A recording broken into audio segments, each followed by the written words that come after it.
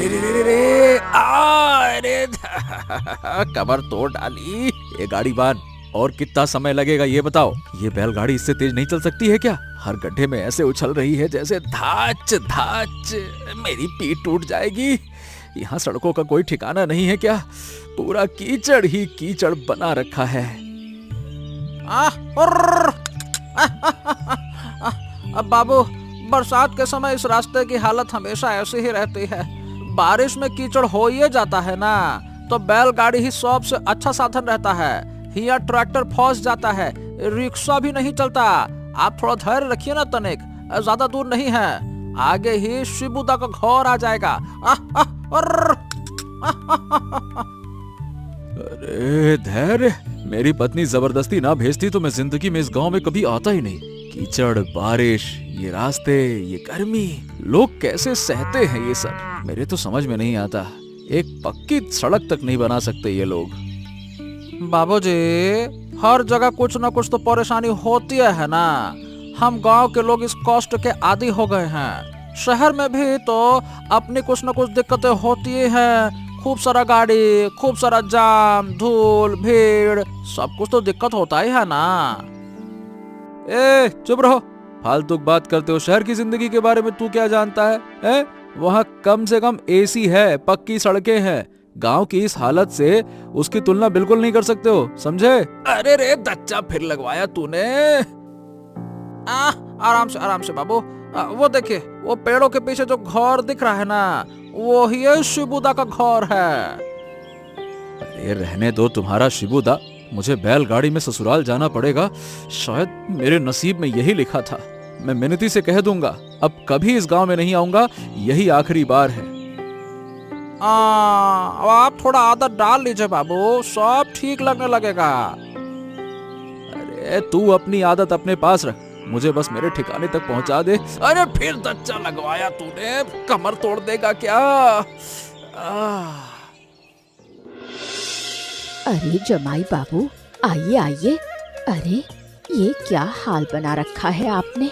शरीर पर इतना कीचड़ कैसे लग गया? रास्ते में गिर गए थे क्या? इस बरसात में उस रास्ते पर बहुत कीचड़ हो जाता है। जल्दी अंदर आइए, पहले कपड़े बदल लीजिए। खड़े क्यों हैं? अरे नहीं नहीं नहीं, गिरा नहीं हूँ सासू माँ, ऐसे ही लग गया कीचड़ उछल उछल के। सड़क की हालत ऐसी है कि भले आदमी का चलना मुश्किल है, कमर अलग हो गई। जमाई बाबू, हाथ मुंह धोकर बैठिए। सुबह से खाना बनाया है, आज ताजी मछली है, आलू पोस्तो बनाया है, मसूर दाल और थोड़ा कच्चू का साग भी है। आपकी पत्नी मिनती ने बनाया है कि आपको मछली बहुत पसंद है, इसलिए खास आपके लिए अच्छा खाना बनाया। बड़ी रोहू मछली सुबह सुबह बाजार से लाई हूँ, उम्मीद है आपको पसंद आएगा। मछली, आलू पोस्तो देखते हैं कैसे बनाया है। गाँव आव का खाना है, शहर के रेस्टोरेंट जैसा तो नहीं बना होगा। फिर भी चलो, पेट भरने के लिए कुछ ना कुछ तो खाना ही पड़ेगा। बहुत भूख लगी है, यहाँ खाना मिल रहा है, मुझे लगता है यही बड़ी बात है। आइए बैठिए बाबू, बहुत पसीना आ रहा है आपको। अब यहाँ के माहौल में पसीना ना आए तो क्या आएगा? समझ नहीं आता यहाँ लोग रहते कैसे हैं। अभी कुएं से ठंडा पानी निकाल कर देती हूँ, हाथ मुंह धो लीजिए। नहा लेंगे तो शरीर ठंडा हो जाएगा। थोड़ा इंतजार कीजिए, गरम गरम भात परोसती हूँ, केले के पत्ते पर दूंगी। उसमें खाने का स्वाद ही अलग होता है, शहर में नहीं मिलेगा। लेकिन ये पास वाला घर किसका है? इतना बड़ा पक्का 2 मंजिला का घर, ये इस गांव में किसने बनाया? इस छोटे से घर के पास इतना शानदार मकान कैसे है? वहाँ कौन रहता है? वो पास वाला घर रमेश का है। यहाँ इस छोटे से घर में रहने से अच्छा है वहाँ रहते। खैर बाद में देखेंगे क्या किया जा सकता है।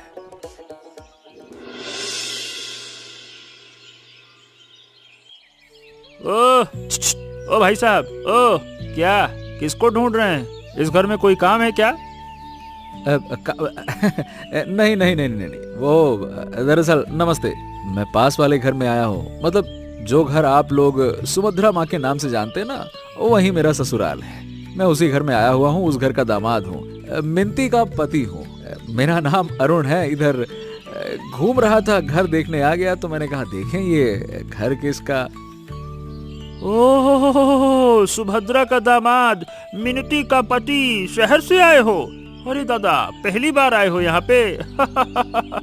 बहुत अच्छा लगा, बहुत अच्छा लगा। और कैसे हो? हाँ हाँ, पहली बार आया हूँ। वैसे आप कौन हैं? मतलब इतना बड़ा घर किसका है? इस गांव में ऐसा पक्का मकान और कहीं नहीं देखा, बिल्कुल शहर की तरह बना हुआ है। मैं रमेश हूँ, ये मेरा घर है। इधर उधर क्या है कि मेरा थोड़ा बहुत कारोबार है तो हो गया। ओह रमेश दा, एक बात पूछूं आपसे, आपकी और मेरी सासू माँ की क्या रिश्तेदारी है? मतलब घर बिल्कुल पास पास है इसीलिए पूछ रहा हूँ। अब गांव में रिश्तेदार तो पास ही रहते हैं, लेकिन इतने गरीब घर के पास इतने अमीर रिश्तेदार, वो भी एकदम 2-2 मंजिला पक्का मकान वाले, ये मैंने कभी ना देखा।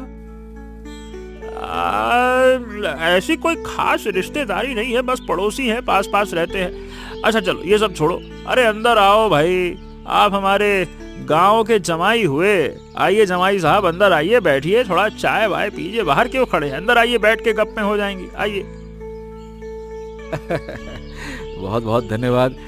दरअसल मैं गांव के माहौल का आदी नहीं हूँ, ये घर मुझे बड़ा अच्छा लगा, इसीलिए यहाँ थोड़ा ज्यादा समय बिताने का मन कर रहा है। चलिए अंदर आइए, आइए आइए, चाय तो हो ही जाए, अब आइए। जमाई बाबू, उस पास वाले घर में रहकर आपको आराम मिल रहा है क्या? आपको देखकर तो लगता है आप शहर के आदमी हैं और वो लोग गरीब हैं। छोटा सा घर, खाना भी आपकी पसंद का नहीं बना पाते होंगे। आपको यहाँ ठीक से सुविधा मिल रही है या नहीं? मैं सच कहूँ तो कोई खास सुविधा तो है नहीं, बल्कि बहुत परेशानी ही हो रही है। घर छोटा है, सोने की जगह भी बहुत तंग है, और गर्मी, बाप रे बाप, ऐसी गर्मी मेरे से सहन नहीं होती है। वही तो कह रही हूँ, आप चाहें तो यहीं हमारे घर में रहिए। जगह भी है, अच्छा खाना मिलेगा, कोई परेशानी नहीं होगी। सोने का कमरा बड़ा है, पंखा भी है। सुभद्रा काकी आपको इतना आराम और सेवा दे पाएंगी क्या? मेरी पत्नी तो उस घर की है ना, मिंती वही है, मैं यहाँ कैसे रह सकता हूँ? आप खुद सोचिए। वो वही है तो क्या हुआ? आप यहाँ रहिए, वो वहाँ रहे, इसमें दिक्कत क्या है? दोनों अपनी अपनी जगह रहेंगे, इतना क्यों सोचते हैं? ज्यादा सोचने से क्या समस्या हल हो जाती है? सच कहूँ तो एक बात मुझे अजीब लग रही है। मेरी सासू माँ के बिल्कुल पास वाला घर इतना बड़ा है, लेकिन रमेश दा का उनके साथ असली रिश्ता क्या है ये समझ में नहीं आ रहा। मतलब पास में रहते हुए भी क्या वो उनका कोई ख्याल नहीं रखते? रिश्ता नहीं, ऐसा कोई खास रिश्ता नहीं है, बस पड़ोसी हैं। आप इतना मत सोचिए, यहीं आकर रहिए। जरूर मुझसे कुछ छुपाया जा रहा है। इनके चेहरे देखकर ही समझ में आ रहा है, जैसे भी हो मुझे सच्चाई जाननी ही होगी।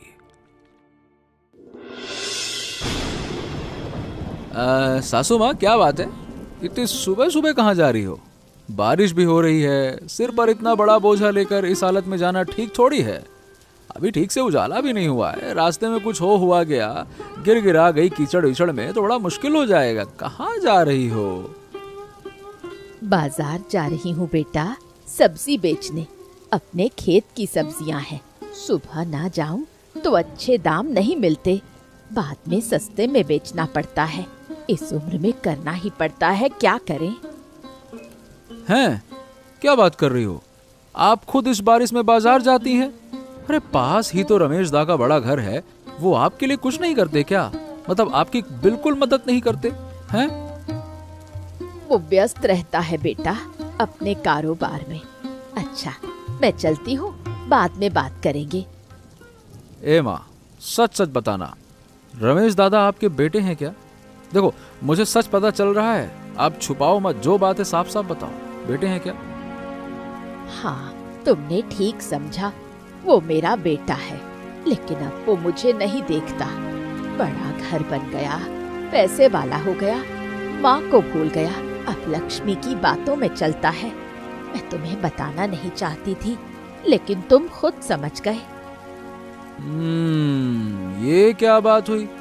माँ बारिश में भीग कर सब्जी बेच रही है और बेटा पास ही महल जैसे घर में आराम से सो रहा है। वाह वाह वाह, यानी कि वो तो मेरा साला लगा। क्या बात है भाई, ये साला कोई इंसान है क्या?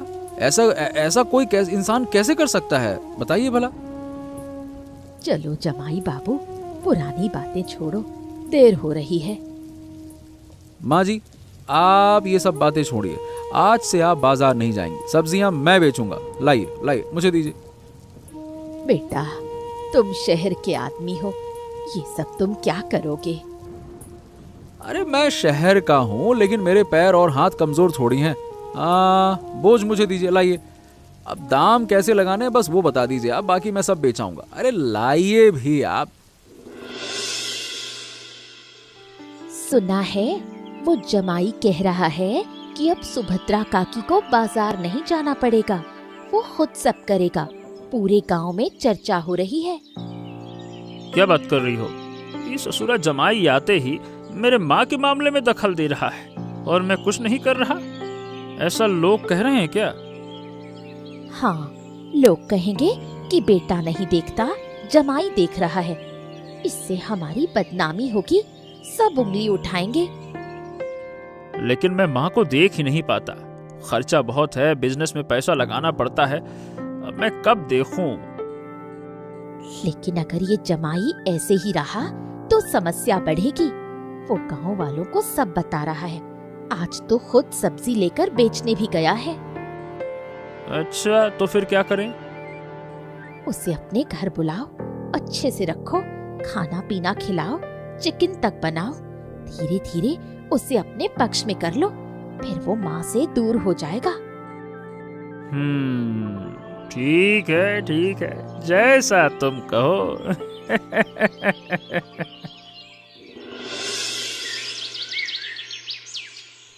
जमाई बाबू, आज खास आपके लिए चिकन बनाया है, खाइए, आराम से खाइए। उस पास वाले घर में आपको क्या मिलता है? दाल, सब्जी और कभी कभी सस्ती सी मछली। आप शहर के आदमी हैं, अच्छा खाना ना मिले तो तबीयत बिगड़ जाएगी। अब से रोज यही खाइए। हाँ, चिकन तो अच्छा बना है, लेकिन भाभी एक बात पूछूं, ये बताइए, रमेश दा कितने सालों से अपनी माँ को देख नहीं रहे? सही सही बताइएगा, झूठ ना बोलिएगा। वो उनका पारिवारिक मामला है, इस बारे में बात करना ठीक नहीं जमाई बाबू। आप ये सब छोड़िए और खाना खाइए, ठंडा हो जाएगा। पारिवारिक मामला? क्या बात करती हो भाभी?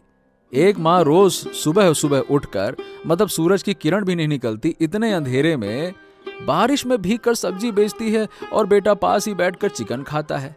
बताइए भला, ये कौन सा पारिवारिक मामला है? गजब बात करती हैं आप भी, शर्म आनी चाहिए तुम्हें भाभी, क्या बात करती हो? जमाई बाबू, हम आपको अच्छा खाना दे रहे हैं, अच्छा व्यवहार कर रहे हैं। उस घर की बातों में मत पड़ो, यही रहो और आराम करो। ओ भाभी, मुझे खाना खिलाकर रिश्वत देना चाहती हो? माँ से मुझे दूर करना चाहती हो क्या? ये सब नहीं होने वाला। रखो अपना खाना, ऐसे खाने न जाने कितना खा के छोड़ दिया मैंने, बात करती हो।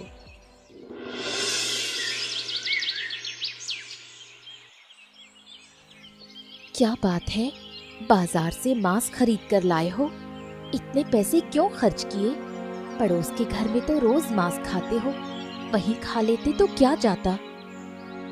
मिनती, अब मैं उनके घर बिल्कुल नहीं जाऊंगा। मुझे सब कुछ समझ में आ गया है कि वो लोग मुझे तुम्हारी माँ से दूर रखना चाहते हैं। अच्छा खाने का लालच देकर मुझे अपनी तरफ खींचने की कोशिश कर रहे हैं, चिकन खिला रहे हैं, बोलते हैं लेग पीस खाओ। सब समझ गया हूं मैं, भाभी के चेहरे से ही सब समझ में आ गया।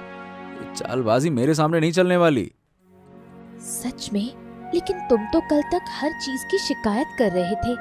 गांव अच्छा नहीं, रास्ता अच्छा नहीं, घर छोटा है, गाड़ी में बैठकर पीठ दर्द हो गई। अब अचानक ये सब क्यों?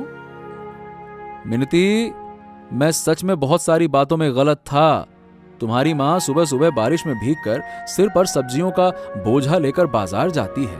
बताओ भला, इस उम्र में, बुढ़ापे में, जहां हड्डियां कमजोर हैं, ये सब करना अच्छा लगता है? अरे मेरा दिल दुखता है ये देखकर। और एक बेटा, वो मजे से चिकन खाता है। इतनी मेहनत करती हैं तुम्हारी माँ, और रमेश दादा पास रहते हुए भी क्या करते हैं? कुछ नहीं करते, ना देखते हैं ना समझते हैं। अरे गुस्सा नहीं आएगा ये सब देखकर तो क्या होगा? इंसानियत नाम की भी कोई चीज होती कि नहीं होती है? तुमने माँ को बाजार जाते देखा? मैं हर दिन देखती हूँ। बहुत दुख होता है, लेकिन कर भी क्या सकते हैं। हाँ तो अब ऐसा ही होगा मिनती। आज से हम तीनों साथ बैठकर खाएंगे और घर की सारी जिम्मेदारियां मिलकर निभाएंगे। तुम खाना बनाओ, बढ़िया मांस पकाना, एकदम स्वादिष्ट कड़क वाला। तुम्हारी माँ को अच्छे से खिलाना चाहता हूं मैं। उनको पता चलना चाहिए कि एक बेटा साथ नहीं दे रहा तो दूसरा बेटा उनके कंधे से कंधा मिला के खड़ा है। उनके लिए आज ही मैं बाजार से सामान लेकर आता हूँ और लेकर आता हूँ। चलो। तुम सच में बदल गए हो, मुझे यकीन नहीं हो रहा। गांव में आए बिना ये समझ नहीं आता मिनती। किताबों से और शहर में बैठकर लोगों को देखकर वो बातें नहीं समझी जा सकती जो यहाँ जी कर समझ में आती हैं। जल्दी करो तुम, वो शैतान जमाई अब तक सो गया होगा। अगर हम ये सब्जियां नष्ट कर दें तो तुम्हारी माँ की कमाई बंद हो जाएगी, और जब जमाई देखेगा कि यहाँ कुछ नहीं बचा तो खुद ही शहर चला जाएगा। फिर हमारा कोई झंझट नहीं रहेगा। लेकिन लक्ष्मी, ये क्या हो रहा है? माँ ने कितनी मेहनत से सब्जियां उगाई, अपने ही माँ के खेत को नुकसान पहुँचाना ठीक नहीं लग रहा है। कहीं न कहीं मन अटक सा रहा है, समझो ना। चुप रहो, ज्यादा मत सोचो। अगर ये जमाई यहाँ रहा तो गांव के लोग हम पर ही उंगली उठाएंगे और बोलेंगे बेटा माँ की नहीं सुनता, जमाई सुनता है। हमारी बदनामी होगी, इज्जत खत्म हो जाएगी। कौन है? कौन है वहाँ पे? कौन है? बाहर आओ। अरुण, तुम? हाँ, मैं। क्या तुम लोग क्या कर रहे हो इतनी रात को इस खेत में? अपनी सास के सब्जी के खेत को नुकसान पहुंचाने आए हो? क्या बात करते हो? अरे अपने ही माँ के खेत में चोरी करने आए हो? छी छी छी छी छी, शर्म नहीं आती? तुम क्या कहूँ, बेटे हो कि क्या हो तुम? नहीं, हम तो बस ऐसे ही यहाँ आए थे। झूठ मत बोलो भाभी, सब देख रहा हूँ मैं, सब सुन रहा हूँ। इधर से तुम्हारी सारी बातें मेरे कानों तक आ गई हैं। मुझे नींद नहीं आ रही थी, इसीलिए बाहर आ गया और तुम्हें देख लिया मैंने। शुरू में तुम जो बोल रहे थे ना, सब सुन लिया मैंने। फालतू की बातें करते हो अब, झूठेरे लालची, छी।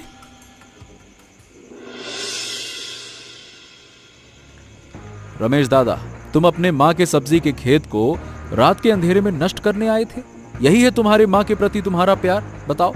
अरे क्या तुम्हें याद नहीं है कि तुम्हारी माँ ने तुम्हें कितनी मेहनत से पाला? रात भर जग कर तुम्हारे, क्या बताऊं, क्या याद दिलाऊं। बचपन में कितनी ममता दी, कितना प्यार दिया, अकेले ही तुम्हें बड़ा किया, सब भूल गए तुम? मैं क्या बोलूं, मैं गलती कर बैठा। मैं जानता हूँ ये सही नहीं था। मैं कह भी रहा था लक्ष्मी से कि मुझे मेरा मन में। गलती? ये गलती नहीं है रमेश दादा, ये पाप है, पाप, बहुत बड़ा पाप। अरे अपनी माँ के खिलाफ ऐसा काम कर रहे हो? छी।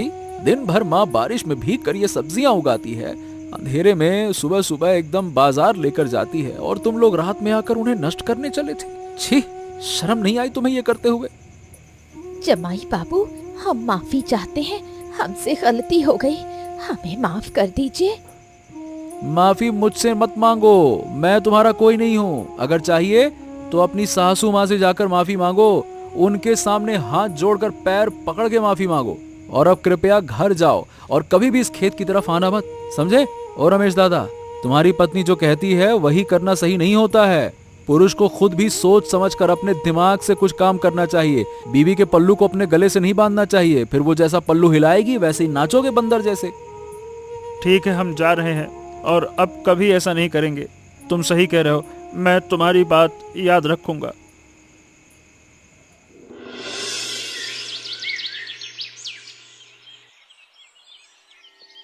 माँ, मैं आ गया हूँ। मैंने बहुत बड़ी गलती की माँ। इतने दिन तुम्हें नहीं देखा, तुम्हारी तकलीफ देखकर भी आंखें बंद कर ली। कल रात मैं और भी गलत काम करने जा रहा था, लेकिन जमाई बाबू ने मुझे पकड़ लिया और तब जाकर मुझे समझ आया कि मैं कितना नीचे गिर गया हूँ। रमेश बेटा, तू आ गया आखिरकार। माँ, मेरे कारण तुम्हें कितना कष्ट हुआ। तुम बारिश में भीग कर बाजार जाती रही, खेत में अकेले तुम काम करती रही और मैं पास रहकर भी सब अनदेखा करता रहा। लक्ष्मी की बातों में आकर मैं सब भूल गया कि तुम मेरी माँ हो जिसने मुझे पाला है, मेरे लिए कितनी तकलीफें झेली है। बेटा रमेश, मैं तुझसे नाराज नहीं हूँ। माँ कभी अपने बच्चों से नाराज नहीं रह सकती। तू खुश रह, बस यही चाहती हूँ मैं। रमेश दा, माँ की सेवा करो। बड़े घर का क्या फायदा अगर उसमें माँ ही नहीं है? बताओ क्या फायदा। सही कह रहे हो जमाई बाप, अब से मैं माँ का ध्यान रखूंगा, वादा करता हूँ। अगर तुम ना होते तो शायद मैं कभी समझ ही नहीं पाता कि मैं कितना गलत था। माँ, मुझे माफ कर दीजिए, मैंने बहुत गलत किया। रमेश को भी गलत रास्ते पर ले गई और आपको भी दुख दिया। माफ किया बहू, अब सब ठीक हो जाएगा। तुम लोग पुरानी बातें भूल जाओ, अब से नया जीवन शुरू करो।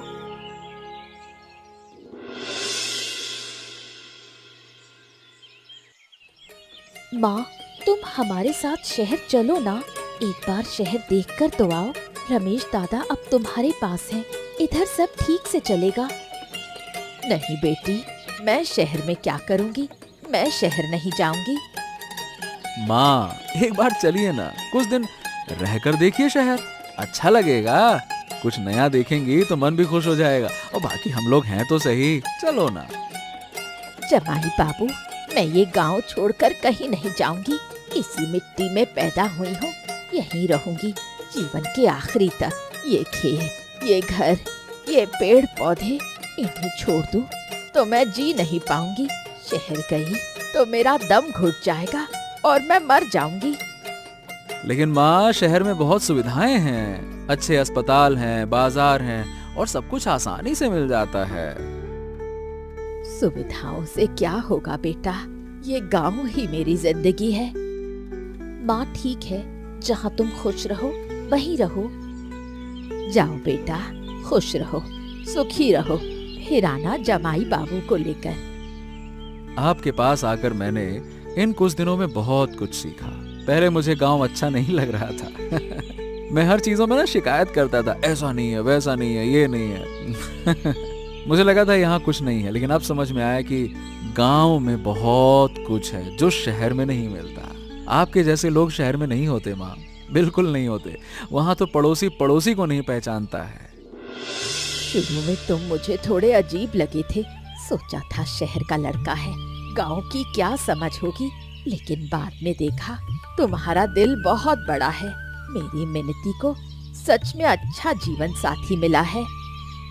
एक बात और कह के जाता हूँ, अगर रमेश दादा किसी भी वजह से आपका ध्यान न रखें तो मुझे जरूर बताइएगा, मैं तुरंत सब व्यवस्था कर दूंगा। अरे मैं आके आपको ले जाऊंगा। रमेश अब बदल गया है बेटा, उसका मन अच्छा है, बस बीवी की बातों में आ जाता था। तुमने उसकी आंखें खोल दी। माँ, तुम्हें अकेला रहना पड़ेगा, ये सोचकर ही दिल दुखता है।